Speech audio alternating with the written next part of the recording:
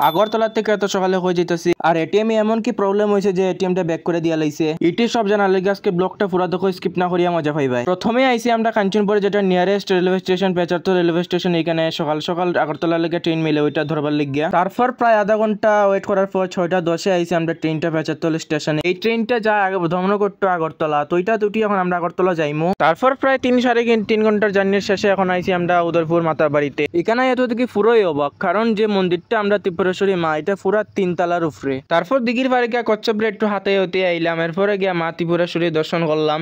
তো দর্শন করিয়া সারি এখন পুজো উজো দিয়া সারছি। তো এখন যাইমু আমরা আবার ঘরে ঘুরিয়া, মানে আগরতলা ঘুরিয়া যাইমু।